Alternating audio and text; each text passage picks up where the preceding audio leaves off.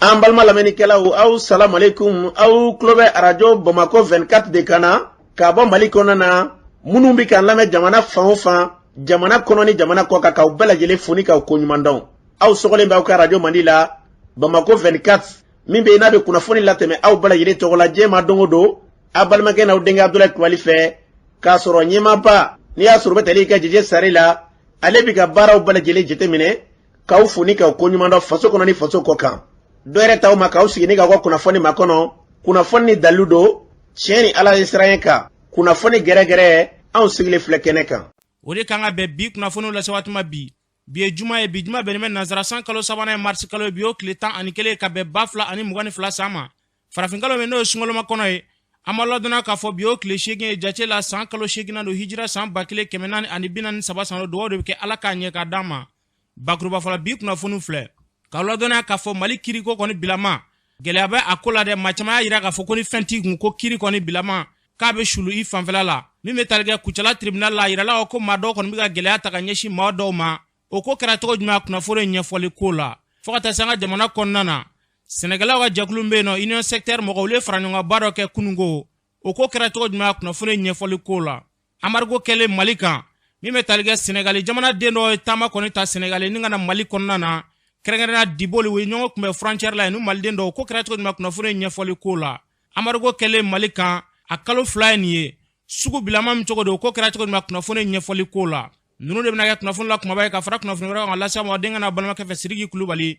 Ala k'a ɲɛ k'a d'an ma kunnafoni an b'a daminɛ ka ladɔnniya k'a fɔ bi Mali kiriko kɔni a kumaw cayalen bɛ dɛ kunnafoni y'a yira ka Kucala tribunal la maa caman y'a yira k'a fɔ ko ni fɛn t'i kun ko kiri bilama Kucala tribunal maa dɔ kɔni bɛ yen nɔ ko baara kɔni mana bila i n'olu cɛ k'a kɔni kun bɛ jigin i fanfɛla la min bɛ tali kɛ Npɛsobakaw fɛ yen nɔ Npɛsoba ni Kucala cɛ kilomɛtiri 40 ani dɔɔni bɔɲɔgɔnko don maa fila kɔni bɛ yen nɔ olu karilen bɛ ɲɔgɔn na ka sababuya kɛ dugukologo ɲɔgɔn sama ye a yirala k'a fɔ Birema Kulibali ka taa se Adama Kulibali ma ni cɛ fila u bɛ fala nka u tɛ bala gɛlɛya kɔni b'u ni ɲɔgɔn cɛ fa dayalen dugukolo gɛlɛya kɔni nana tɛmɛ ni maa kofɔlen ninnu ɲɔgɔn cɛ kunnafoni kɔni y'a yira k'a fɔ Birema Kulibali kuma bɛɛ a bɛ Adama Kulibali minɛ ni ka taa datugu Kucala a ye wulikajɔ kɔni kɛ ani maa dɔ bolo bɛ ɲɔgɔn bolo Kucala tribunal la n'o bɛ tali kɛ Amadu Kɔnɛ na Amadu Kɔnɛ kɔni o y'a ka maa ye Kucala tribunal la yen nɔ a yirala k'a fɔ ko ni maa kofɔlen ni ko Burama kɔni y'a yira k'a fɔ en tant que wari kɔni bɛ kiri ɲɛnabɔ Mali kɔni kɔnɔna na min bɛ tali kɛ Adama Kulibali la ko kɔni tɛna lafiya ale b'a gɛn ka bɔ nin yɔrɔ kofɔlen na wa dun kɛra o cogoya kelen na dɛ a yirala k'a fɔ Burama Kulibali a ye wulikajɔ kɔni kɛ Kucalakaw fɛ yen nɔ tribunal la kuma bɛɛ a bɛ Adama minɛ ka datugu wali kelen u bɛ Adama wele u bɛ se ka taa wulikajɔ kɔni kɛ ni ka nafolo caman darage Adama Kulibali la u y'u to la ka se ka Adama kɔni k'a gɛn ka bɔ a yɛrɛ ka so kɔnɔ ka n'a ka minɛnw bɛɛ lajɛlen cɛ ka fili kɛnɛ ma ni ka se ka so nin kɔni datugu a yirala ko Adama ye so jɔ a yɛrɛ fa dugukolo kan a yɛrɛ n'a woloba u bɛ so min kɔnɔna na ka fara ka denbaya kan so ninnu minɛn kɔni bɛɛ lajɛlen kɔni bɔra so kɔkɔlen in kɔnɔna na ni k'u fili kɛnɛmana na hali ni yɔrɔ kelen na Adama bɛ misi la kɛrɛfɛla la so nin datugulen a bɛ san 2 bɔ ɲɔgɔn bɔ bi Adama kɔni appel ta ni ka na Bamakɔ cour d'appel la kiriw kɔni larawulila cour d'appel la ani Burama Kulibali ni ɲɔgɔn cɛ wulikajɔ kɔni kɛra Adama ye sebaya sɔrɔ Burama Kulibali kan cour d'appel la Burama ye pourvoi kɔni kɛ ni ka taa cour suprême na kiriw kɔni bɛ cour suprême na u bɛ ka jaabi kɔni ma kɔnɔ cour suprême na nka yirala k'a fɔ ko Burama Kulibali ani juge kofɔla min bɛ Kucala n'o ye Amadu Kɔnɛ ye kiri bɛ cour suprême na bɛɛ lajɛlen k'o jaabi kɔnɔ nka hali ni yɔrɔ la kuma bɛɛ Amadu Kɔnɛ ni Burama Kulibali u bɛ wulikajɔ kɔni ta ni ka se ka Adama kɔni minɛ ni ka taa datugu walikɛlaw bɛ wari kɔni bɔ hali kunungo wulikajɔ kɔni taara Kucala tribunal la ni ka wari dɔ kɔni bɔ Adama Kulibali kunna Kucala tribunal kofɔlen na an yɛrɛ b'o dɔw sariya Mali kiri ko bilama maa caman y'a yira k'a fɔ ko kɛrɛnkɛrɛnnenya Kucala kiri ko ni juge kofɔlen min filɛ nin n'o ye Amadu Kɔnɛ ye k'a kɔni bɛ ka gɛlɛya kɔni ta ka ɲɛsin cikɛlaw ma dɛ ko n'i kɔni taara Kucala tribunal la n'i ka kiri bɛ nin maa kofɔlen bolo ni wari kɔni tɛ e bolo k'e ta kɔni y'a ɲagaman de wulikajɔ kɔni ka kɛ Mali ɲɛmaaw fɛ ka yira k'a fɔ bɛɛ lajɛlen kɔni b'a la ko Mali kura kɔni k'o bɛ se ka sɔrɔ ko Mali kura kɔni tɛ se ka sɔrɔ ka sɔrɔ kiri kɔni ma tilen fiyewu bɛɛ lajɛlen kɔni bɛ kule la ni kiri kofɔlen min filɛ nin an ka jamana kɔnɔna na ni kiri bɛ ka tigɛ ka kɛ kiri fankelenma ye ni bolo kɔni ka jan tiɲɛ bɛ k'e ta ye nka ni bolo ka suru kɔni a bɛ dabiri i fan fɛ nin yɔrɔ la an bɛ wele bila kiri minisiri ma n'o bɛ tali kɛ Mamadu Kasongela a ka wulikajɔ kɔni ta min ye Kucala kiribulon n'o bɛ tali kɛ Kucala tribunal la a ka se ka wulikajɔ kɔni ta ni ka se ka taa sɛgɛsɛgɛli kɛ nin kofɔlen in na fo ka taa se colonel Asimi Goyita an bɛ wele bila a ma ka se Choguel Kokala Mayiga ma Mali kura bɛɛ lajɛlen kɔni b'a la ko Mali kura ka sɔrɔ nka Mali kura tɛ sɔrɔ ka sɔrɔ kiri ma tilen dɛ an b'o wele bila bɛɛ lajɛlen ma an ka se ka kiriw kɔni k'a da ɲɛnamaya maa caman yira ko Mali kiriko bilama kɛmɛ fɛntigi ko de ni fɛn tɛ maa min bolo hali n'i bɛ tiɲɛ sɔrɔ i kɔni bɛ mɛn munumunu salo la tiɲɛ b'i bolo nka i tɛ lamɛn i bɛ to tan ni ka segin kɔni na yarabi ala ka se ka nin ko in tiɲɛ bɛ yɔrɔ min na ka se k'a tiɲɛ da ɲɛnamaya n'an bɔra ye hali bi o kiriko hukumu kɔnɔna na jamana cakɛlaw cakɛyɔrɔ la minnu bɛ baara kɛ ni yuruguyurugu kɔni ye sariya bɛ se k'i nɔ minɛ i bɛ se ka datugu san 1 ka taa se fo san 5 bɔɲɔgɔnko ma min bɛ tali kɛ an ka kiri dɔnba ŋana dɔ la Musa Dirisa Gindo ale b'o ɲɛfɔ an ka lamɛn. Fortune kɔrɔ ye jumɛn ye faso baarakɛla i k'i to jɔyɔrɔ dɔ la k'i ban ka sariya labato k'a kɛ ko min sagola kɛ or an tun tɛ sago dugu la an bɛ état de droit de la ni sariya k'i ka baara min kɛ i b'o de kɛ bon bi sariya service dayɛlɛlen don k'a bila bɛɛ ye ko minnu mana ni papier ko problème b'u da ou bien ni situation wɛrɛ b'u da la gɛlɛya b'u da u k'u ɲɛsin service ma bon o service la n'u b'u ɲɛsin u ma mɔgɔw de talen bɛ k'olu bila o baara fana na n'u bɛna sɔgɔma 7h ka jigin wula fɛ 16h n'olu kan ka bila a ka disposition na k'a fɔ a bɛ taa sira min fɛ k'olu siraw ɲɛf'u ye ou bien n'a fɔra e mɔgɔ min b'o baara la e kana bila ka mɔgɔw bila fili la k'i ban k'o sariya kɛ ka fɛn dɔw minɛ o kɔrɔ n'o yuguyuguw ye ou bien ka mɔgɔw pousser k'u bila u ka fɛn dɔ bɔ min man ka kɛ a bɛ komi ni sariya ko ka min kɛ ne m'o kɛ n bɛ misaliya ta anw sariya baarakɛlaw kan sariya caman de bɛ yen a bɛ fɔ an ka baara kɛ na ni mɔgɔ min ye sonyɛni kɛ a kan ka ɲangi cogo min na ni mɔgɔ min ye faso wari détourné a kan ka ɲangi olu dɔnnen don a bɛ komi ni sarabagata i ban k'o baara kɛ n'an b'a fɔ ko déni de justice o bɛ se ka taa bin fɛ forfaiture fana kɔnɔ ni mɔgɔ mɔgɔ yira la n'i ye fonctionnaire i bɛ se ka taa kaso la don bɛ se ka taa kalo 2 fo ka taa san 5 bon maintenant n'i y'a kɛ k'a juguya fana fo ka taa tiɲɛni yɛrɛ kɛ ka don faso nafolo la ou bien ka tiɲɛni ka don faso maramafɛnw na ni impôt bɛ kɛ ka fɛn minnu san ou bien i b'i sara o impôt de bɛ kɛ k'i sara n'i ye fɛn dɔ kɛ ka taa so ma même o situation aggravante o fana bɛ se ka taa kɛ ɲangiliba ye ɲangilijugu fana min bɛ se k'i se kaso la don ma. Ni tun bɛ tali kɛ kiri dɔnbaaba dɔ la min bɛ tali kɛ Musa Dirisa Gindo la a y'a fɔ cogo min na hali bi jamana ɲɛmɔgɔ ka wulikajɔ kɔni ta ka se ka sɛgɛsɛgɛli ta ka ɲɛsin an ka kiri ma kiri bɛ ka kɛ kɛcogo min na gɛlɛya b'a ko la dɛ yarabi ala ka basigi nati an ka jamana kɔnɔ n'an bɔra ye sɛnɛkɛlaw ka jɛkulu min bɛ yen nɔ n'a fɔ a ma union secteur mɔgɔw kɔɔrisɛnɛnaw ka jɛkulu kɔni don olu ye fara ɲɔgɔn kan baaraw kɔni kɛ kununko Bamakɔ kɔnɔna na min bɛ tali kɛ secteur 42 olu farala ɲɔgɔn kan ni ka se ka ɲɔgɔn ye kɔni kɛ gɛlɛya min b'u da la min bɛ tali kɛ Musa Samake la an k'ale lamɛn. Musa Samake n ye Welesebugu union secteur kɔɔrisɛnɛlaw ka ɲɛmɔgɔ ye an bɛ yɔrɔ min na bi Mali jamana kɔnɔ Mali yɛrɛ jamanadenw i yɛrɛ kalala fili k'i kɛ i n'a fɔ tɛ sɛbɛnfura kɔnɔ ko dɔn ka na ni mɔgɔ ye ko mandatɛri k'o bila an kunna ko k'an ka fɛnkɛ kɛ vraiment o degun yɛrɛ b'an kan bi an ka kɔɔri nafolo an k'an sigi ka mɔgɔ wɛrɛ lajɛ k'a tɔnɔ dun an ɲɛ m'o de la bi o degun de b'an kan parce que an ye élection kɛ bɛɛ b'a kalama farafin jamana farajɛ jamana kan élection kɛ o kɛ i bɛ taa sɔrɔ mɔgɔ dɔw bɛ yen minnu bɛ yen ni olu bɛ nisɔngoya sɔrɔ o ye ni mun ma jɔyɔrɔ sɔrɔ o bɛ nisɔngoya sɔrɔ mais ka kɛ ko jamana kɔnɔ ko élection na ko mɔgɔ si kana nisɔngoya sɔrɔ an k'a ye ba o ye sɛnɛkɛlaw ta in ye minnu binnen ko fɔ ka jɔyɔrɔ dɔgɔya d'olu ma an tor'o la u nana fɔ ko bon ko komi bɛnbɛnbaliya bɛ cikɛlaw ni ɲɔgɔn cɛ ko k'a lajɛ ka mɔgɔ dɔ ɲini o kana ka kuma an ni ɲɔgɔn cɛ ka labɛn kɛ pour que a bɛ se ka ɲɛ cogo min na o kɛtɔ fan fila min ye ɲɔgɔn na u ye o fan kelen to yen n'o ye anw ye sɛnɛkɛlaw yɛrɛ ye mɔgɔ mun sugandi u y'olu bɛɛ to yen minnu binna n'o ye collectif ni wocu ye u ye olu de nommé sigida la fan bɛɛ fɛ k'olu ka élection labɛn n'i y'o ta k'o lajɛ sariya jamana la yɛrɛ a bɛ bonya mɔgɔninfin hakili ma mais n'i y'a ye mankan tɛ ka bɔ a la an tɛ ka kuma dɔwɛrɛ tɛ dɛ jamana bɛ degun min kɔnɔ transition bɛ baara min na o baara kama an sigilen bɛ k'a lajɛ mais an bɛ min ye k'u fana bɛna a furakɛ waati min na tiɲɛna u tɛ ka kuma n'u tɛ ka kuma sera an fana ka kuma sariyatigiw y'u se kɛ mais fanga an bɛ fanga de bolo parce que Fɔnba yalatɔ b'o fɔ yɔrɔ bɛɛ ko jamana fanga de y'ale nommé k'ale bila a la Fɔnba ye Sulemani Fɔnba de ye u ye min ta k'o bila fédération na o fana de y'i to yen ka mɔgɔ wɛrɛw sugandi k'o bila région na région fana de y'i to yen ka mɔgɔ wɛrɛw sugandi k'olu bila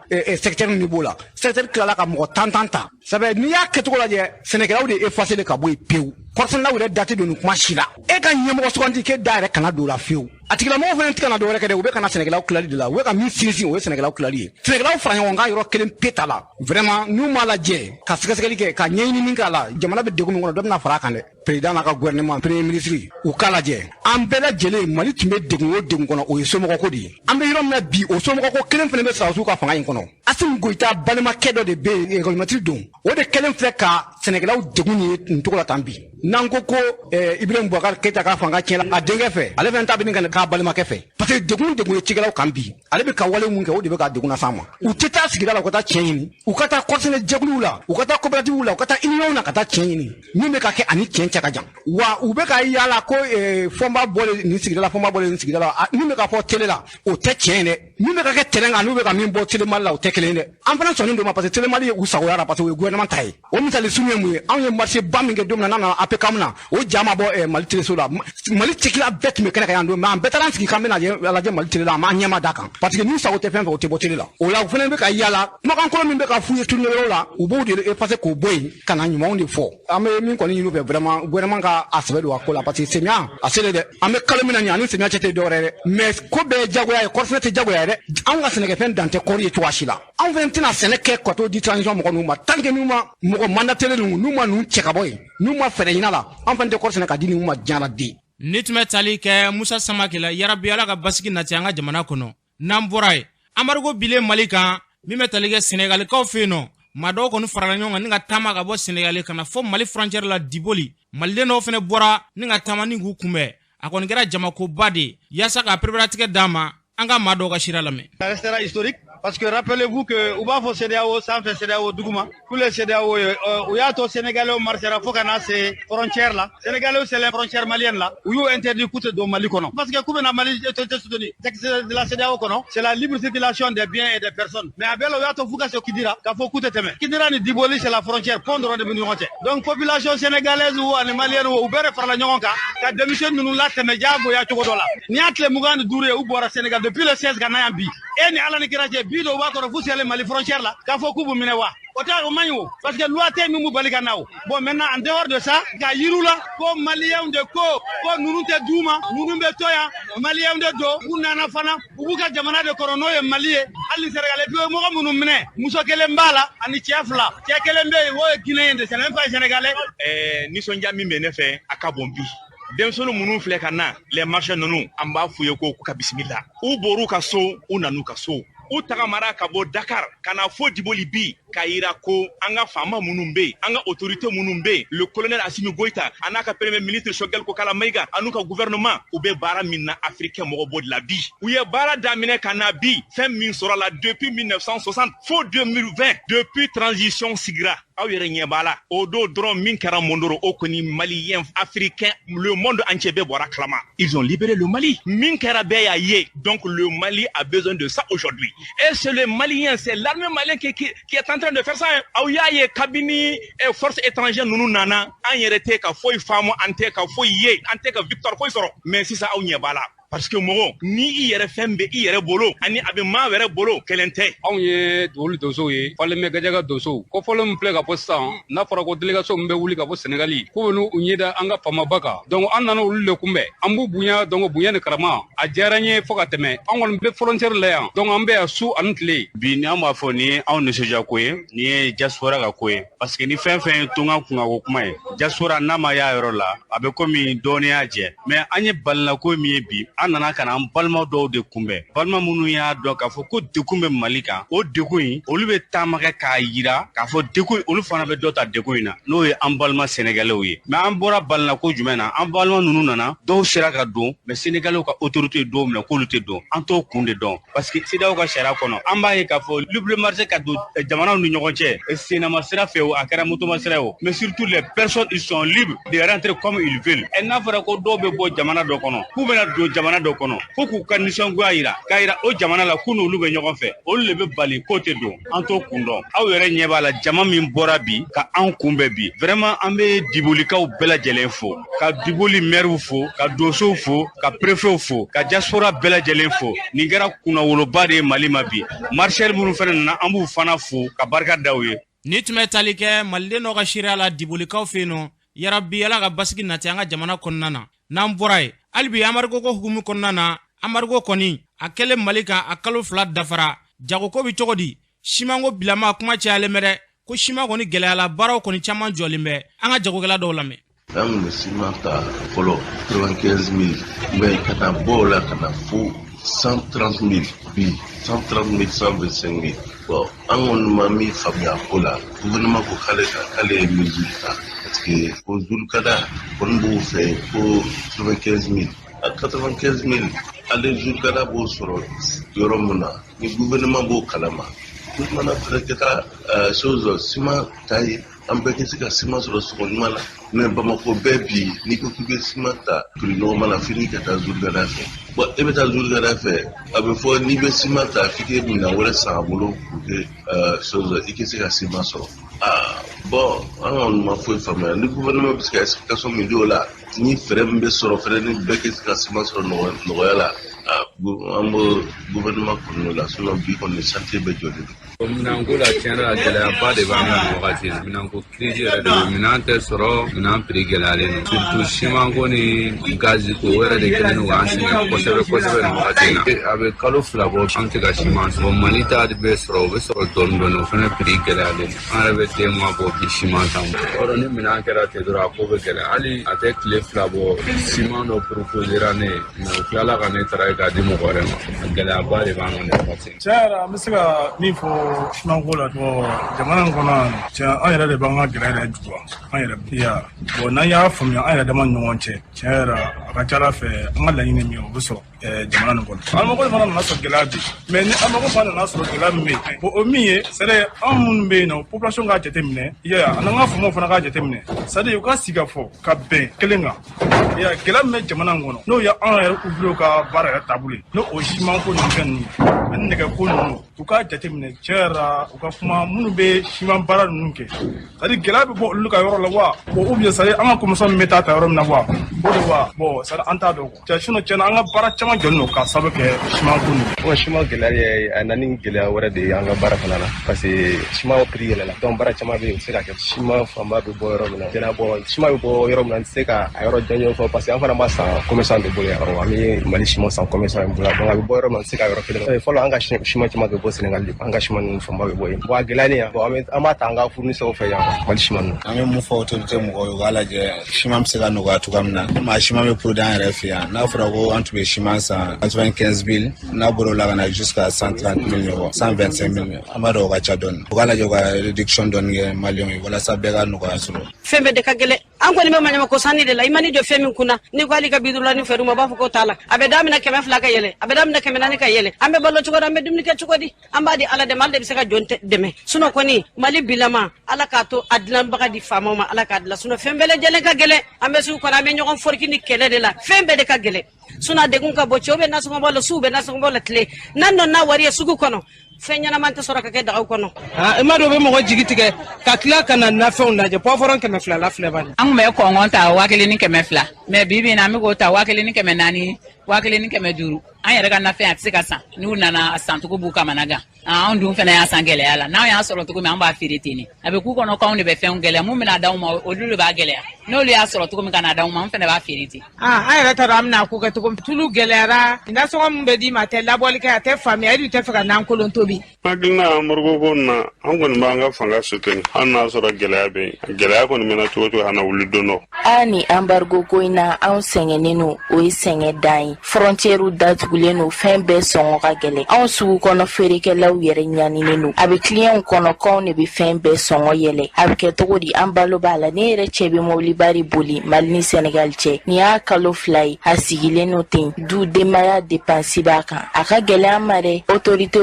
an bɛ u deli u ka a lajɛ ka anw lajɛ sunkalo yɛrɛ bɛ ka se a man nɔgɔn tiɲɛ yɛrɛ la. Ni tun bɛ tali kɛ Malidenw n'o ka seereya la u y'a fɔ cogo min na Malidenw an k'a lajɛ ɲɔgɔn bolo tiɲɛ don fɛn dɔw bɔ an ka jamana kɔ kan olu gɛlɛya a dɔw la u bɛ se ka faamuya nka fɛn minnu bɛ sɔrɔ an yɛrɛ fɛ yan ka t'olu fana gɛlɛya an k'a lajɛ ji ɲɛmɔ jɔlen na dɛ maa caman b'u profiter Amadu fɛ ni ka taa fɛnw gɛlɛya an k'o lajɛ dɛ jamana ɲɛmɔgɔw u ka wulikajɔ kɔni ta ni ka se ka fɛɛrɛ ɲini nin ko in na ni ye nakɔ kɔnɔfɛnw ta k'a lajɛ olu bɛɛ lajɛlen gɛlɛya nin ye dabalibanko de ye Ala ka faamu ɲuman d'an ma kunnafoni y'a yira ko ɲɔko bilama fana ko gɛlɛyaba bɛ ɲɔko la an ye wulikajɔ ta ka taa se ɲɔ feerela dɔ ma Yirimajɔkaw fɛ yen nɔ Arinɛ Kulubali an k'ale lamɛn. Aruna Kulubali i ka baara ye ɲɔ feere malo kaba sɔ bon ɲɔ kɔni bilama a ka gɛlɛ kosɛbɛ o ye gɛlɛya ye ɲɔ 50 dafalen 300 ni 500 o ye fololen folobali ye 300 ye a 50 dɔrɔn kaba o ye 300 ye o 50 fololen folobali 2000 ani 500 kenige o ni saɲɔ i b'a fɔ o bɛɛ da kelen quoi min b'u ɲɔgɔnya ɲɛnama tɛ mais minɛn yɛrɛ de tɛ ɲinɛ an bɛ jɛ ka Ala deli dɔrɔn Ala ka san wɛrɛ yira an na sini kɛnɛya gɛlɛya malo fana o ka gɛlɛ malo an b'o feere 4000 3 ni 800 o ye 50 mun de nana ni nin bɛɛ ye bon ninnu ye ala ka latigɛ de n'i ko i fɛn o fɛn wa bɛɛ kalo kɛlɛ ko cɛ foyi tɛ sanji foyi baliya quoi o ye ɲɔ ni kaba ye donc nin bɛɛ ala ka latigɛ ye foyi tɛ kɛlɛ ko cɛ foyi tɛ ni ala yɛrɛ de ka baara ye nɔgɔya ye ala ta ye gɛlɛya ye ala ta ye wa mɔgɔ si tɛ se ka nin bali ni ala tɛ dɔw y'a yira k'a fɔ ko malo ta kɔni ko malo ma se ka sɛnɛ ɲɔnɔ ko kɛlɛ sababu y'a ye kalon t'o la i b'a sɔrɔ foro min yɛrɛ cikɛra ɲɔnɔ cikɛbali de ka ca ni cikɛli ye o ye kɛlɛ ko fanfɛla ye kalon foyi t'o la o ye tiɲɛ yɛrɛ foro min ma cikɛ o de ka ca min cikɛra o bɛɛ ye kɛlɛ ko ye bɛɛ bɛ ka ɲɔ kilo kelen feere 70 bɔ bitigitigiw bɛ se k'a feere 75 sinon a tɛ se ka feere n'o tɛ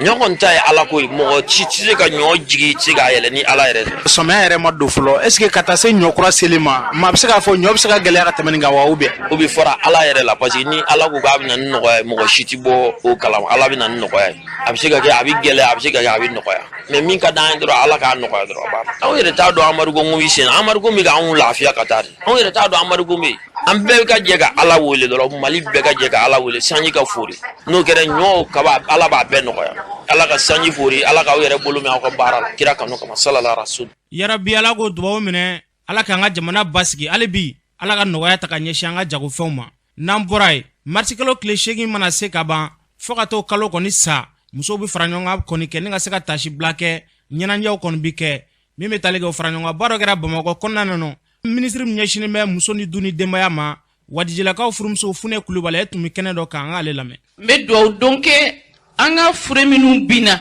jamana ye minnu wulila k'u jɔ ni mali darapo ye minnu wulila k'u jɔ pour que anw ka se ka an da ka sunɔgɔ an ka so pour que anw musow anw bɛ se ka taa an ka sugutagaw la cogoya min na an ka cɛ minnu wulila k'u jɔ ni mali darapo ye pour que bi wulada in na aw ni ne ka se ka sigi k'an bɛ 8 mars ɲaga sigi bi o tasibila kɔfɛ bi sɔrɔ k'an ka dakuruɲɛ fɔ 8 mars ko kan 8 mars ye don ye don kelen dɔrɔn de don musow fɛ a don in ma dabɔ dɔrɔn k'an ka wuli ka dɔn kɛ k'an ka tɛgɛrɛ fɔ a don ma dabɔ dɔrɔn k'an ka nin fini don ka yuriyari kɛ mais a don dabɔla mun kama pour que a ka dɔn k'a fɔ muso ye fɛn ye jamana kɔnɔ jɔyɔrɔba bɛ a la muso ye fɛn ye diɲɛ kɔnɔ jɔyɔrɔba bɛ a la du kɔnɔ muso ye fɛn dɔ ye jɔyɔrɔba bɛ a la sigida la muso jɔyɔrɔ ka bon muso kan ka dɔn k'a fɔ 8 mars don u kan ka revendication de kɛ u muso ɲɔgɔnw an k'an sigi an ka kuma an ye mun kɛ kunu an filila mun na kunu an bɛ se ka mun kɛ bi sini mun ka ɲi mali musow ma pour que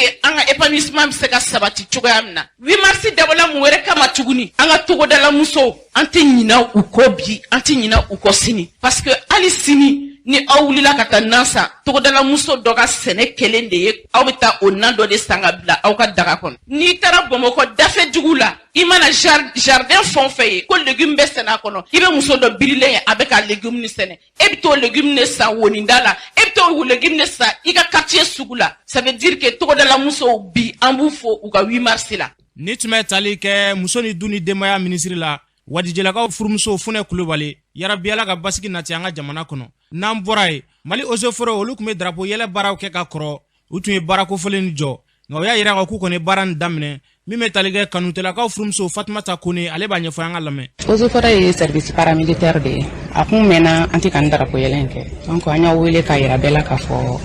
a mɛnna an ma tɛmɛ an y'a daminɛ bon komi an bɛ du la an ka mɔgɔw bana dɔw fana blesselen don ka dugawu kɛ banbatɔw somɔgɔw ye ala k'o da yɔrɔ nɛɛma banabatɔw fana ka dugawu kɛ yarabi ala ka kɛnɛya di an n'u bɛɛ lajɛlen ma ka tila k'a fɔ fana nin cérémonie ye fɛn min anw yɛrɛ ozofɔrɔw occasion de don an k'a yira an ka jamana na k'a fɔ ko an b'an ka jamana fɛ an attachelen b'an ka jamana na engagelen don fana an ka jamana ye ka a yira fana k'a fɔ an hakili bɛ an ka maakɔrɔw fana na minnu ye valeur ɲumanw di an ka jamana ma donc montée de couleur ni sens ye o de k'a fɔ fana k'a bɛ kɛ Bamakɔ cogo min na a bɛna kɛ région bɛɛ fana na ten lettre bɛna taa du bɛɛ lajɛlen ma k'a fɔ à partir de maintenant sisan kɔni bɛɛ ka organiser u ka yɔrɔw la ka montée de couleur kɛ que ça soit dans les régions les cercles partout donc o welewele ka dan fɔ en même temps a papier fana bɛ d'u ma n'Ala sɔnna ni tun bɛ tali kɛ kanutelakaw furumuso Fatumata Kone ozeforo don yarabi ala ka ni hakilinaw sabati an ka jamana kɔnɔ n'an bɔra ye quartier Mali la olu kɔni ye jinbondon dɔ sɔrɔ min bɛ tali kɛ parti PACP ye Samake ale kɔni sababuya la ninnu ma kofɔlen sera ka ji sɔrɔ nka ye fana y'a yira k'a fɔ min bɛ tali kɛ quartier Mali den dɔ n'o ye Badara Kone ale kɔni de sababu y'a to ni jibondo in sera ka sɔrɔ an ka quartier Mali maa dɔw lamɛn. Ne tɔgɔ Ibrahima Sanu ne bɛ sigida kɔnɔ jiko kɛra dumɛ château min nalen filɛ nin ye a bɛ caman bɔ a la d'abord ni quartier setigi man ca quartier in kɔnɔ sisan ka fisa ni tɛ fɔlɔ bɛɛ tun ye fantanw de presque o n'a cogo cogo robinet se tɛ du bɛɛ ye donc ni nin nana ka na sigi c'est-à-dire robinet bɛ dɔw ka du kɔnɔ mais tuma o tuma a bɛna tigɛ parce que u ma se ka facture sara donc ni nin nana a bɛ caman b'o la a diyara an ye kosɛbɛ an b'o foli kɛ k'o barikada kɛ min kɛra sababu ye k'a las'a ma an ka dugawu k'a ye ala ka si ni kɛnɛya d'a ma. Ne b'o Traoré ne bɛ quartier Mali la château filɛ ne yɛrɛ de ka da la nisɔndiya bɛ kin bɛɛ de la jara quartier Mali cɛ n'a muso bɛɛ ani denmisɛnnin bara maakɔrɔba kan château ko in jara bɛɛ. Ni tun bɛ tali kɛ sigidalama dɔw ka seereya la kɛnɛ in kan yan nɔ ye Samake yɛrɛ ye kuma min fɔ yen nɔ o filɛ.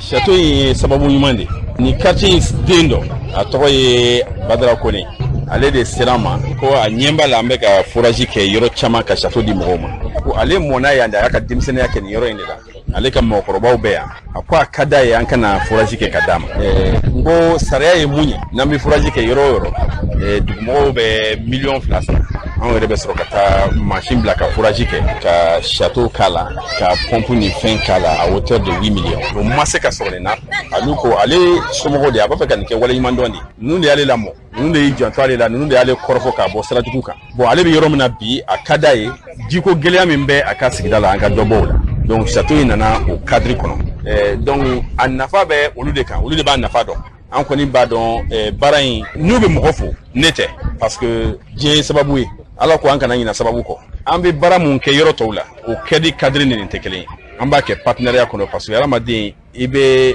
i wɔsi don fɛn o fɛn na o b'i nafa donc an tɛ taa fɛn di mɔgɔ ma an bɛ taa ni mɔgɔw ka jɛ k'a kɛ walasa u k'a nafa sɔrɔ u k'u ta don a la anw yɛrɛ k'u dɛmɛ y'o de dɛmɛ kun fɔlɔ bɛ bɔ i yɛrɛ la donc an bɛ baara kɛ n'o hakilina ye an bɛ taa dugu caman na an bɛ ekɔlisow jɔ an bɛ tracteur di duguw ma an bɛ château kɛ an bɛ ekɔli karamɔgɔsisow jɔ mais bi an bɛ kɛnɛ min kan o ye quartier Mali olu ka kɛnɛbani mun bɛ yen CCRF kɛnɛbani ni château in bɛ o kɛnɛbani de kan honorable Badara ale sababu la. Ni tun bɛ tali kɛ yenkɔrɔ ye Samake la yarabi ala ka nin hakilina caya an ka jamana kɔnɔ maa mana sɔrɔ ni ka se ka jiko gɛlɛya kɔni bɔ dugudenw kan o ye hakilina ɲumanba de ye ala k'o sabati n'an bɔra ye seko ni dɔnko nasira la min bɛ tali kɛ bɛlɛdugukaw fɛ yen nɔ Kolokani mara la donso ye fara ɲɔgɔn kan ba dɔ kɔni kɛ ni ka se ka taa dugu kofɔlen bɛ yen n'a bɛ fɔ o ma ko Jiwoyo k'o donsoba kɔni sigi a kɛra jamakoba de an yɛrɛ tun b'a kɛnɛ kan an ye ɲininkali kɛ maa dɔw la an k'olu ka seerew lamɛn.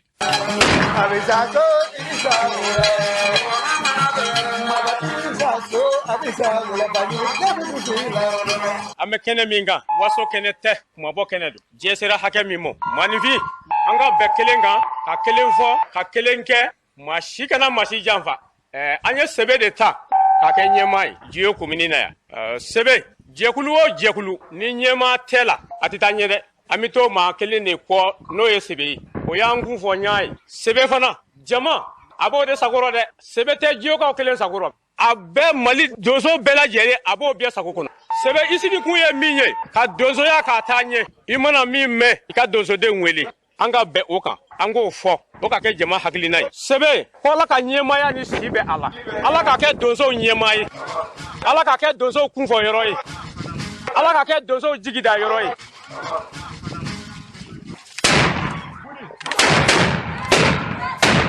I bɛ donso ka wolo kan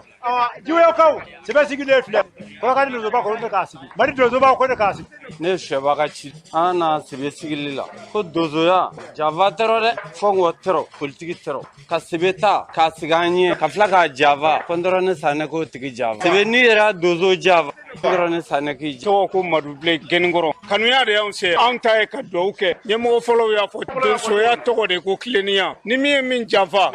bɛɛ b'i ka murifa da de bolo. Ne tɔgɔ Sumala Jara n ye maire ka premier adjoint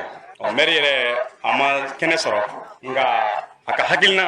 a n'an ŋaniya o bɛ kɛnɛ kan yan a ko ka fɔ an ɲɛna ka fɔ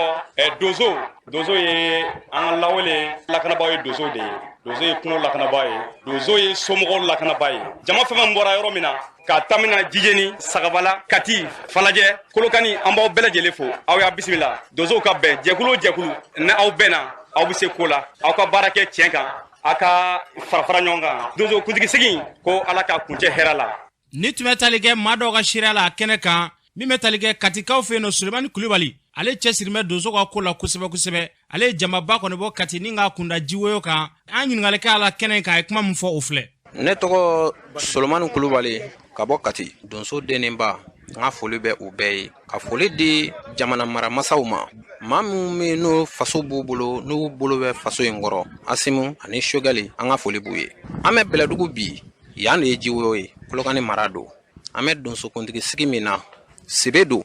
a ye Sogofin fa a ye Sogojɛ fa a ye Binu fa a ye Furadun fa bi an b'o sigili de la ni ko donsokuntigi sigi jɛ o jɛ ni ɲɛmɔgɔ t'a la jɛ in fanga t'a la donsokuntigi sigi a ma daminɛ bi donsoya ye kɔrɔlen de k'o tɛ dɛ jɛ o jɛ ɲɛmɔgɔ de b'a la n'i ye ɲɛmɔgɔ ta n'i y'a bila i ɲɛfɛ ale de bɛ se ka kow dilan k'a di aw ma fili min bɛ n'a b'aw kɔfɛ ale ye min ye kungo kɔnɔ a ye min ye so ni donsodenw ko u bɛ fili ale de b'u bɔ fili kɔnɔna na ɲɛmaya ye kalifa de ye donsoya ɲɛmaya bɛɛ t'a sɔrɔ i ka kɛwale ani ye baara min kɛ kungokolon kɔnɔna na ani donna donsoya la waati min kɔnɔna na o waati damadɔ olu de bɛ se ka kuntigiya nin se i ma sɛnɛ nafolo b'i bolo o t'i kɛ donsokuntigi ye i ye cuwatigi ye o t'i kɛ donsokuntigi ye welekan min bɛ ne bolo ka se Mali donsow ma ni donsow ɲana ka fara ɲɔgɔn kan ka kɛ cɛ kelen den ka kɛ muso kelen den an ka don da kelen an ka bɔ da kelen an ka ɲɔgɔn minɛ ni donsow bɛnna du b'i ɲa ni donsow bɛnna dugu b'i ɲa ni donsow bɛnna jamana b'i ja maa dɔ bɛ yen tamana t'a la nka donsow faralen ɲɔgɔn kan a tigi bɛ tamana maa dɔ bɛ yen jogojugu b'a la a fɛ yen ni donsow farala ɲɔgɔn kan a b'a dɔn a masa ye donso ye n bɛ se ka nin kɛ masa la nka a bɛ jɛkulu dɔ la hali ni tɛ siri masa ɲɛ i bɛ siran o jɛkulu ɲɛ donsow faralen ɲɔgɔn kan ne ka cɛsiri ani ne ka wuli ka jɔ ne tɛ Bɛlɛdugu bɛ bɛn kan min kan o ye Bɛlɛdugu bɛnkan ye donso den a n'a ba Mali kɔrɔn tilebi bayanfan ani kɛɲɛka an ka ɲɔgɔn minɛ an ka kɛ kelen ye an ka ɲɔgɔn kanu fɛn minnu bɛ yen n'olu man ɲi donsoya kɔnɔ an ka bɔ olu kɔnɔ fɛn minnu bɛ yen n'olu ka ɲi donsoya kɔnɔ an ka banba olu kan donsoya yɛrɛ bɛ développer cogo min donsoya bɛ taa ɲɛfɛ cogo min donsow yɛrɛ bɛ se k'a dɔn nafa jumɛn de bɛ donsoya la est-ce que hakɛ de bɛ donsoya la wa donsoya yɛrɛ ye mun ye an ka ɲinɛ an k'o dɔn fɛn min bɛ yen n'a bɛ donsoya tiɲɛ an ka bɔ olu kɔnɔ fɛn min bɛ yen n'a bɛna yiriwa de di donsoya ma an ka hami an k'olu siraw ta an k'olu baaraw nun don an k'an cɛsiri o fɛ. Ni tun bɛ tali kɛ Solomani Kulubali la Katikaw fɛ yen nɔ yarabi Ala ka nin hakilina in sabati Mali donsoya Ala k'u bɛɛ kelen kan n'an bɔra yen hali bi donsoya hukumu kɔnɔna na Masina marabolo la dugu dɔ bɛ yen nɔ Kɔrɔna Wajɛ a yirala k'a fɔ donso ka jɛkuluba min bɛ yen nɔ Auto Défense Biton Kulubali k'u bɛna o tɔw ka siège ba kɔni sigi nin yɔrɔ kofɔlen na baara min nana kɛ karidon min bɛ tali kɛ Laji Ɲaɲa Keyita ale kɔni ye wele bila donso bɛɛ lajɛlen ma u ka se ka taa nin dagasigi baaraw kɔni kɛ Kɔrɔna Wajɛkaw fɛ yen nɔ yarabi Ala ka nin hakilina ninnu sabati n'an bɔra yen festival senifɔ Naɲerike o kɔni la ɲɛnamayala Sikasokaw fɛ yen nɔ o kɛnɛ kan kɔrɔduba dɔw tun bɛ yen nɔ ɲininkalikɛla kɔrɔduba dɔ la kɔrɔduba yɛrɛ nana cogo di an ka Lamini Jara lamɛn.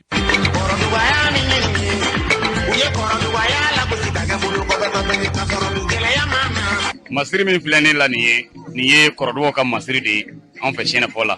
ni kɛra kɔrɔduba ye i bɛ masiri fasugu mun kɛ olu o ye ninnu ye n'i ko kɔrɔduba kɔri y'a damafɛn ye duga y'a damafɛn ye duga o ye kɔnɔ dɔ de ye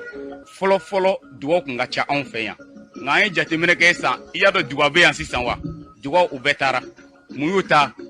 duga ko ale tɛ namara fɛ a tɛ janfan fɛ a tɛ bɛnbaliya fɛ kɔrɔduba bɛ taama ni olu taamasiyɛnw ye olu taamasiyɛn minnu kɔrɔduba bɛ yaala n'a ye a bɛ fɔ ni kɔriko labɛnna ni kɔriko daminɛna mɔgɔ minnu bɛ yaala ni u taamasiyɛnw ye olu de bɛ kɔriko labɛn bawo kɔrɔduba ye o de ye Sɛnɛfɔ la ni fɛn min tiɲɛna hali ni ko min yɛrɛ bɛ ɲini ka dugu yɛrɛ bɔ a cogo la dugutigi bɛ wele bila a b'a fɔ a ye kɔrɔduba wele ka na ni kɔrɔduba nana a b'a fɔ ayiwa dugu kɔni nin bɛ dugu kɔnɔ sisan an kɔni an ye labɛn fasugu bɛɛ ɲini a la ka sɛgɛ an ye wele bila aw ma a fɔra k'aw de ye an ka adamadenya ɲamaw ye an fana bɛ a ko ta ka di aw ma ayiwa Ala barika la a bɛ ɲɛ sɔrɔ mun i b'a dɔn kɛ ka sɔrɔ i ma don a la ayiwa mɔgɔ tɛ se ka da tun bɛɛ la n'o tɛ a man kan sabu n bɛ mɔgɔw layɛlɛ walima n bɛ yogoroya ko dɔw kɛ o tɛ se ka mɔgɔ kɛ kɔrɔduba ye walima nka dɔw kɛlen don sisan an b'a ye dɔw bɛ fɛn fasugu bɛɛ ta ka don u yɛrɛ la ka yala ka wariw ɲini fan fɛ ko de ye kɔrɔduba ye n'i ye min sɔrɔ o la an tɔw filɛ ɲɛ an mun donna sira fɛ an tɛ Ala deli gɛlɛya k'an sɔrɔ n'o tɛ n'an ye gɛlɛya sɔrɔ a la minnu y'an don a la an y'a sɔrɔ sira mun kan an bɛ segin ka se o yɔrɔ la o nka ni e min ye ta kɛ o cogoya la ni e ye gɛlɛya sɔrɔ la e bɛ taa jɔn nɔfɛ n'i donna kɔrɔdubaya la a sira ɲuman fɛ a caman na i ka teli ka fɛn caman dun ka sɔrɔ a m'i kɛlɛ sabu i tɛ don kɔrɔdubaya la ko a ka di ye fɛn dɔ de b'i don kɔrɔdɔya la laada dɔw b'i don kɔrɔdɔya la walima yamaruya dɔ wɛrɛw bɛ yen mun bɛ se k'e don kɔrɔdɔya la n'i donna o siraw kan i b'a dɔn k'a fɔ ko mɔgɔw b'i ɲɛfɛ i ɲɛ ma minnu kan ka i labɛn o labɛnw na farakoli bɛ se ka y'o la wusuli bɛ se ka y'o la minni bɛ se ka y'o la mun bɛ se ka kɛ sababu ye juguya caman bɛ yen mun bɛ se ka tanga i ma kɔrɔdɔba bɛ se ka dimi nka kɔrɔdɔba ka dimi man ca n'i ye saya ko kuma fɔ a ɲɛna a bɛ dimi ni saya ko kuma kɔni tɛ fɛn fɛn na kɔrɔdɔba dimi man di ni tun bɛ tali kɛ Lamini Jarala kɔrɔdɔba don kɔrɔdɔba y'an ka laadala kokɔrɔba de ye yarabi hali bi ala ka nin hakilina ninnu sabati an ka jamana kɔnɔ n'an bɔra ye formation dɔ bɔra ka kɛ kalanden dɔw kunna lycée lafiya la kalabangurukaw fɛ yen nɔ formation kun tɛ dɔwɛrɛ ye dɛ kunnafoni lankolon min bɛ di bɔlɔlɔ sanfɛla la ka se ka kunnafoni lankolon ni tiɲɛ kɔni ɲini ka dɔn ka bɔ ɲɔgɔn na formation in kɛra o kunna o ko hukumu kɔnɔna na Juracɛ Jakite ale tun b'a kɛnɛ kan seereya min sɔrɔ an k'olu lamɛn. Ne tɔgɔ Yusuf Kone bi lajɛ kɛrɛnkɛrɛnyara o kun dabɔlen don journée de formation sur la désinformation information kolon minnu bɛ bila réseaux sociaux sanfɛ ka se ka ɲuman ani kolon dɔn ka bɔ ɲɔgɔn na cogoya min na bi tile lajɛ bolila o de kan a kɛra lycée lafiya la yan nɔ. Ne tɔgɔ Fatal Mout Cherif Dambele bi an ka baara yɛrɛ kun bɛ min kan n'o ye projet Média Sahel sur les fausses informations o ye kunnafoni minnu jɛlen tɛ minnu bɛ bila bɔlɔlɔw sanfɛ kunnafoni kolon bilali bɔlɔlɔ sanfɛ a bɛ na ni kɔlɔlɔ caman ye. Dawuda Samake o bi formation baselen don fake news sira kan i n'a fɔ ka information kolo ta ka bila site kan o ye fɛn caman yira na an ye fɛn caman sɔrɔ a kɔnɔ o y'a bɔ o yɛrɛ la ka na kan ka ekɔliso la a diyara an ye denmisɛnninya tɛ mɔgɔ cɛ mɔgɔ de b'i yɛrɛ cɛ ninnu bɛ ka mun kɛ nin bɛɛ tɛ se ka nin kɛ Mali kɔnɔ n'an tigɛ di ɲɔgɔn ma ka nin sankɔrɔ ta sisan a bɛ se ka nafa ba lase an ma. Mɔgɔ dɔw bɛ yen nɔ u bɛ to ka fɔ information bila réseau sanfɛ a b'a permettre an bɛ kolon dɔ ka bɔ ɲɔgɔn cɛ la n ye fɛn camanba de sɔrɔ a la ne kɔni bɛ se ka min fɔ aw ɲɛna an minnu yɛrɛ bɛ réseau fɛnw lajɛ n'an ye image ninnu ye an k'a ta an k'a sɛgɛsɛgɛ an k'a ɲɛɲini k'a dɔn fɔlɔ sanni an ka fɔ an b'a partage. Ni tun bɛ tali kɛ maa dɔw ka seereya la o y'a fɔ cogo min na an ka kow sɛgɛsɛgɛ yanni an ka sɔnni sigi u kan n'an bɔra an bɛ taa jamana kɔkan na Juracɛ Jakite mun b'e bolo. Karamɔgɔ Siriki an bɛ taa Djibouti nafoloko ɲɛnabɔbaga minisiri kɔrɔ Abdul Karim ani foroba baarakɛla 2 ka fara feerekɛla dɔw kan olu minɛna ka datugu kaso la Djibouti sariya tigilamaaw fɛ barisabula ko siga kɛlen b'u ma k'u ye foroba wari miliyari caman dun. Djibouti procureur de la République y'a jira k'a fɔ ko ninnu minɛna yuruguyurugu kɛlɛli hokumu de kɔnɔ kɛrɛnkɛrɛnnenya la u b'a fɔ min ma ko opération main propre. O kɔfɛ an bɛ taa RD Congo. Février kalo tɛmɛlen seni ɲɛmaaw tun y'a jira k'a fɔ ko gɛlɛya dɔw bɛ RD Congo mun bɛ se ka kɛ sababu ye ka san 2023 kalataw bɔ a dɔgɔkɔrɔ ka sanga n'o ye araba tɛmɛlen RD Congo chrétien ɲɛmɔgɔw katolikiw ni protestant wulila ka se wasabulon ɲɛma Christophe Mboso ma o y'a jira k'a fɔ ko fɛn o fɛn bɛ se ka na ni san 2023 kalataw bɔli a ma ko ka fɛɛrɛ kɛ o la joona joona. O kɔfɛ an bɛ taa Tchad jamana ɲɛmɔgɔkɔrɔ Gukuni Wede ale mun tun sugantira ka bila mɔgɔ dɔw ɲɛ walasa kulu minnu murutilen bɛ Tchad fanga kama n'o ye politiki mɔgɔ dɔw ani surasiw dɔw ye u b'a fɔ minnu ma ko mouvement politico militaire k'u ka taa sigi ka fɔ kɛ n'olu ye Ndohakaw fɛ yen nka Tchad premier ministre ni Gukuni ye ɲɔgɔn ye araba tɛmɛlen a y'a jira k'a fɔ ko Gukuni n'a ka mɔgɔw bɛna nɔ labila mɔgɔ wɛrɛw la wa a ma kun kelen fɔ kunnafonidilaw ye. An bɛ laban ka taa Guinée Conakry. Laginɛ fanga bin tɛmɛlen senfɛ surasi 6 tun minɛna ka datugu kaso la barisabula k'u ye Laginɛ wari miliyari 1 n'a kunkanfɛn ta foroba wari la nka tarata tɛmɛlen surasiw ka kiriso procureur y'a jira k'a fɔ a ye yamaruya di ko ka surasi cɛ 6 ninnu bila hakilinajigila ni surasi cɛ 6 ye Mamadi Doumbouya dɛmɛ ka Alpha Condé ka fanga bin. Karamɔgɔ Siriki nin bɛ dansigi bi kɔkan kunnafoni la. Juracɛ Jakite yarabi ala ka basigi nati u ni ɲɔgɔn cɛ k'an ka jamana basigi ni k'a kolosuma.